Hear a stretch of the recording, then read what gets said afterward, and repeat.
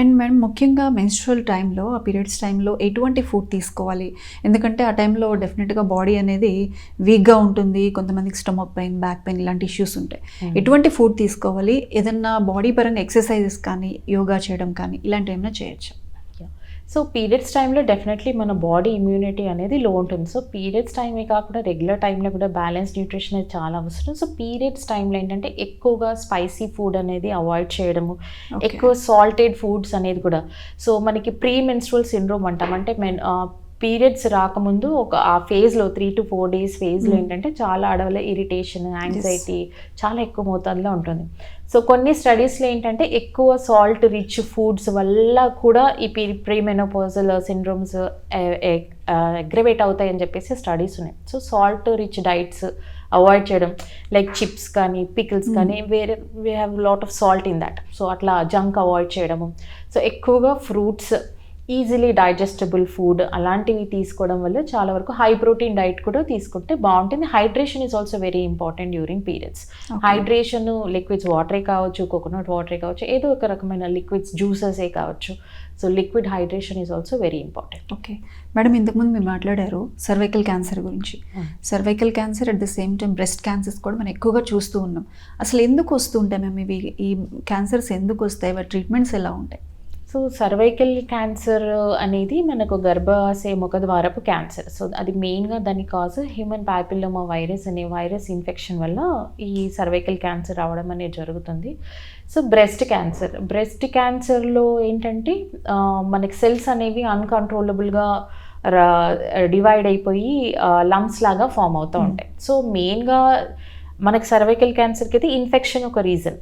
కానీ ఈ breast క్యాన్సర్లో reasons కొంచెం మాట్లాడుకుంటే జెనెటిక్గా, అంటే ఒకవేళ ఫ్యామిలీస్లో బ్రెస్ట్ క్యాన్సర్ ఉందనుకోండి, మదర్ కానీ సిస్టర్ కానీ మెటర్నల్ సైడ్ ఉన్న వాళ్ళు, ఇలాంటి ఫ్యామిలీస్లో బ్రెస్ట్ క్యాన్సర్ రిస్క్ అనేది ఎక్కువ మోతాదులో ఉంటుంది.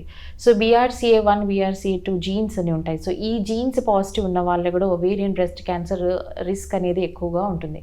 అదే కాకుండా ఈస్ట్రోజన్ ఎక్స్పోజర్ ఎవరైతే ఫీమేల్స్లో ఎక్కువ ఉన్నాయంటే ఎర్లీ మెనార్కీ, అంటే తొందరగా పీరియడ్ స్టార్ట్ అయిన వాళ్ళు. సో మనకి ఏంటంటే ఒకప్పుడు 13-15 ఇయర్స్కి పీరియడ్స్ స్టార్ట్ అయ్యి, ఇప్పుడు ఏంటంటే ఎర్లీగా కూడా పీరియడ్స్ 9-10 ఇయర్స్కి కూడా చాలామంది మెచ్యూర్ అవుతున్నారు. So early maturity, late menopause.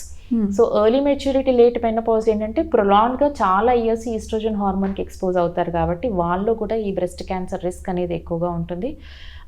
అమ్మాయిలు ప్రెగ్నెన్సీస్ చాలా డిలేడ్ ప్రెగ్నెన్సీస్ అనుకుని 30+ ఇయర్స్ తర్వాత ప్రెగ్నెన్సీ ప్లాన్ చేసుకున్న వాళ్ళు కూడా ఈ బ్రెస్ట్ క్యాన్సర్ రిస్క్ ఎక్కువ ఉంటుంది. అసలు కంప్లీట్గా నల్లి ప్యారస్ అంటే అసలు ప్రెగ్నెన్సీ ఏదో ఒక కారణాల వల్ల అసలు ప్రెగ్నెన్సీ త్రూ అవుట్ లైఫ్లో అవ్వని వాళ్ళకు కూడా బ్రెస్ట్ క్యాన్సర్ రిస్క్ అనేది ఎక్కువ ఉంటుంది. బ్రెస్ట్ ఫీడింగ్ చేయని మదర్స్లో కూడా ఈ బ్రెస్ట్ క్యాన్సర్ రిస్క్ అనేది ఎక్కువ మోతాదులో ఉంటుంది. సో అదే కాకుండా environmental factors, obesity, stress related, మనకి రేడియేషన్ ఎక్స్పోజర్, ఇలా చాలా రకాల అదర్ రీజన్స్ కూడా ఉన్నాయి. ఓకే, అంటే అది ముందుగా మనకి సిమ్టమ్స్ ఏమైనా తెలుస్తాయి మ్యామ్ బ్రెస్ట్ క్యాన్సర్ కానీ? బ్రెస్ట్ క్యాన్సర్లో ఏంటంటే కామన్ సిమ్టమ్ ఒక లంప్ అంటే ఒక గడ్డ బ్రెస్ట్లో. సో మనకేంటంటే మేము చాలా టాక్స్కి కూడా వెళ్తూ ఉంటాం. సో ఏంటంటే సెల్ఫ్ బ్రెస్ట్ ఎగ్జామినేషన్. ఇప్పుడు సర్వైకల్ క్యాన్సర్కి ఏమో మనకు ఒక వ్యాక్సినేషన్ ఉంది, దానికోసం ప్రివెన్షన్కి మనం ఇస్తాము. సో చాలా వరకు 80 to 90% ప్రొటెక్షన్ ఉంటుంది. కానీ బ్రెస్ట్ క్యాన్సర్కి వ్యాక్సిన్ అనేది లేదు. సో ఎర్లీగా డిటెక్ట్ చేసుకోవడము. So self breast examination every month ఒక డేట్, అంటే పీరియడ్స్ టైంలో కాకుండా అదర్ డేస్లో ఒక డేట్ ఫిక్స్ చేసుకొని అందరూ ఆడవాళ్ళు బ్రెస్ట్ ఎగ్జామినేషన్ అనేది చేసుకోవాలి. సో 2 బ్రెస్ట్ ఎగ్జామినేషన్ అంటే సింపుల్గా జస్ట్ పాల్పేట్ ముట్టుకొని చూసి ఏదైనా గడ్డలు తగులుతున్నాయా, ఏదైనా లంప్ లాగా ఫీల్ అవుతుందా, ఏమైనా సైజులో వేరియేషన్ ఉందా, నిప్పుల నుంచి ఏమైనా డిశ్చార్జెస్ వస్తుందా, స్కిన్లో ఏమైనా తేడా ఉందా, ఏమైనా రెడ్నెస్ కానీ లేకపోతే హోల్స్ లాగా కనిపిస్తుందా, బ్రెస్ట్లో ఏమైనా పెయిన్, సివియర్ పెయిన్ కానీ ఎలా అనిపించినప్పుడు ఇమీడియట్గా మీరు డాక్టర్ గారిని సంప్రదించి ఎగ్జామినేషన్ చేసుకోవడం అనేది చాలా అవసరము.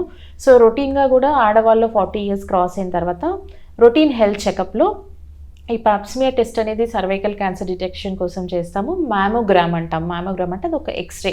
సో బ్రెస్ట్ క్యాన్సర్ ప్రివెన్షన్కి సో ఇవన్నీ చాలా వరకు హెల్త్ ప్యాకేజెస్లో ఈ 2 కంపల్సరీగా ఇంక్లూడ్ ఉంటాయి. సో మీరు రెగ్యులర్ హెల్త్ చెకప్స్ అనేది చాలా అవసరం. అంటే పర్టికులర్ ఏజ్ గ్రూప్ అనేది ఏమైనా ఉంటుందా మ్యామ్ ఈ బ్రెస్ట్ క్యాన్సర్?